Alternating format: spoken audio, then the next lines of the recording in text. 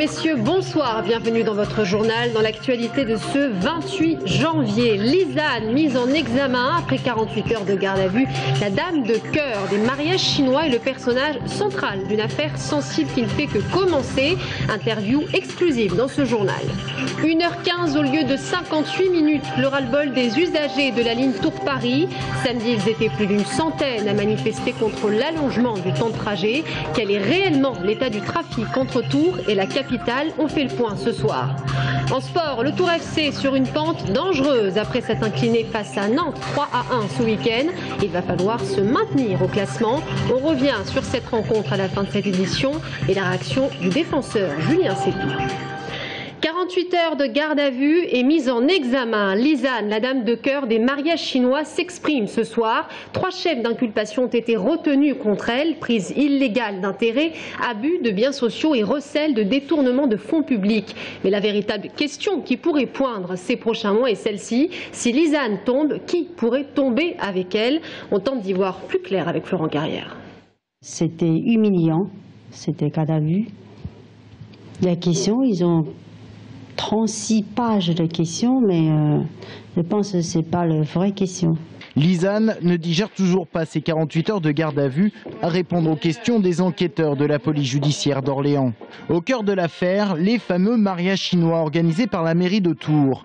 Les enquêteurs soupçonnent détournement de fonds, prise illégale d'intérêt, voire même escroquerie, sur une période allant de 2007 à 2012.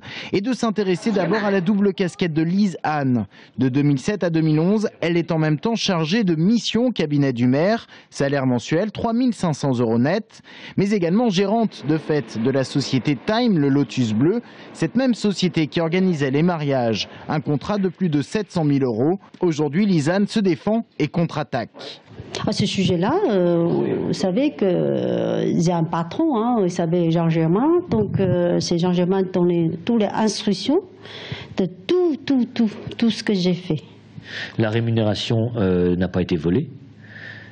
Tout s'est fait en vertu d'un contrat, de plusieurs contrats. Quand on sait que pour être rémunéré d'une administration publique, je ne sais pas combien il y a de cachets, de signatures à apposer sur des factures, etc., sur des bons de commande, je ne sais pas combien il y a de contrôle. Je pense que dans le cadre de ce dossier, on ne peut pas lui reprocher des différentes anomalies qui seraient liées à des problèmes juridiques. Mais les enquêteurs soupçonnent également un emploi fictif au sein de la société SPL, une émanation de Tours Plus en charge du tourisme. Car quand en 2011, la polémique éclate sur les mariages chinois, Lizane est remerciée de la mairie de Tours. On la reclasse alors à Tours Plus. En un an, elle y touchera 35 000 €, mais pour un travail qui ne correspondrait pas aux missions de l'organisme. Pendant un an, j'ai toujours travaillé pour Sénat de Germain, le maire de Tours. C'était un accord qui m'a demandé de continuer mes missions, de ne pas arrêter mes missions de cabinet du maire. L'avocat de Lizane demande une confrontation avec Jean Germain, mise en examen pour, entre autres, recel de détournement de fonds publics, prise illégale d'intérêt et abus de biens sociaux. Lizane doit s'expliquer prochainement devant la chambre d'instruction de la cour d'appel d'Orléans. Quant à la mairie de Tours, on indique ne pas vouloir commenter une procédure judiciaire en cours. Le ras-le-bol des pigeons voyageurs. Ils étaient 150 usagers de la SNCF samedi à manifester devant le parvis de la gare de Tours. 1h15 pour faire Tours-Paris au lieu de 58 minutes pour l'association des abonnés de la ligne Paris-Tours. C'est la goutte de trop. Ils protestent contre un allongement du temps de trajet et la suppression de certains TGV suite au cadencement. Qu'en est-il vraiment? On fait le point avec Brian Bock. Allongement des temps de trajet, diminution de la fréquence des TGV et hausse des tarifs. Les usagers de la LGV Paris-Tours n'en peuvent plus et clament haut et fort leur mécontentement. Aujourd'hui, Tours-Paris, c'est 1h15, 1h20, 1h30. Donc un temps de trajet qui a augmenté de 30%. Vous allez me dire, c'est à peu près les mêmes proportions d'augmentation pour les tarifs. Donc c'est cohérent. Mais non, ça pose un vrai problème. C'est aussi un seuil psychologique, c'est-à-dire que Tours ne fait plus partie des villes à 1 heure de Paris. Concrètement, les points noirs se situent aux heures de pointe. Dans le sens Saint-Pierre-des-Corps-Paris, le TGV de 6h56 met 1h08 pour rejoindre Paris. Quant à celui de 8h15, c'est 1h06 de trajet. Dans le sens Paris-Saint-Pierre-des-Corps, la palme revient au TGV de 17h32 qui met 1h13 au lieu de 58 minutes dans l'idéal. Pour celui de 18h37, c'est 1h07 de temps de parcours. La mise en place du cadencement n'est pas en cause, la SNCF s'explique. 3 raisons principales. Les travaux sur les voies qui ont un impact de quelques minutes sur l'horaire du train à son arrivée. La circulation à heure de pointe qui fait que, compte tenu de la densité de circulation, les temps sont légèrement allongés. Et enfin, pour les TGV de 17h32 par exemple ou 18h37, des arrêts à Vendôme. Bonne nouvelle, pour que TGV ne rime plus avec escargot, les temps de parcours du soir de Paris à Tourville devraient diminuer de 7 à 8 minutes dès le 4 mars. En revanche, toujours pas de retour possible en TGV après 20h16. Direction Berlin à présent, 50 ans, c'est le nombre d'années qui scellent l'amitié franco-allemande. 50 ans que le traité de l'Elysée a été signé entre nos deux pays. Une dizaine d'élèves de la région centre s'est rendue au mémorial de l'Holocauste en plein cœur de Berlin pour accomplir un devoir de mémoire envers les Juifs exterminés par les nazis au cours de la Shoah. Reportage Anaïs Michaud. 1016 tombes, des Juifs, des chrétiens, tous exterminés le 12 avril 1945 ici, sur le site d'Eisenschniebe à Gardelegen, sur ordre d'Heinrich Himmler. Ce n'est plus une image dans un livre d'histoire, mais une réalité palpable, devant laquelle les élèves ne peuvent rester insensibles. C'est très touchant et très émouvant de se retrouver dans ces lieux où il y a eu des massacres. Je trouve ça... Ouais, ça fait mal. Visite des mémoriaux de Berlin consacrés à la Shoah bien sûr, mais aussi aux tziganes et aux homosexuels victimes du nazisme, puis descente au musée juif. Un parcours lourd de sens à la rencontre de ces destins brisés.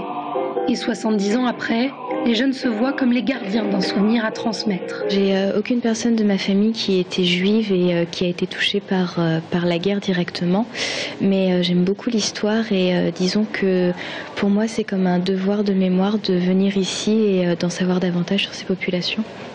Pour plus que ça se reproduise après, qu'on comprenne bien. Objectif pédagogique et civique atteint. La visite du musée hier les a vraiment intéressés. M'a surprise en partie parce que c'est quand même des sujets qui ne sont pas faciles d'approche. L'histoire c'est quelque chose d'incarné et là ils ont vraiment l'occasion de voir les choses réellement et véritablement. Quant aux étudiants allemands, c'est la repentance qu'on leur apprend à travers leur programme d'histoire. Mais aujourd'hui, ce qu'ils voient avant tout, c'est l'avenir. En regardant la France, j'associe l'amitié et je suis très loin de m'imaginer qu'une telle guerre peut éclater entre la France et l'Allemagne. C'est passé, c'est l'ancienne histoire. Et après ce séjour, l'amitié franco-allemande est pour ces 13 lycéens non plus une vague notion diplomatique, mais à leur niveau, une réalité. Vox Populi ne désarme pas. Ils étaient environ une centaine à défiler ce week-end pour leur marche de la fierté tourangelle. Comme chaque année, une marche au flambeau pour rappeler leur attachement au territoire.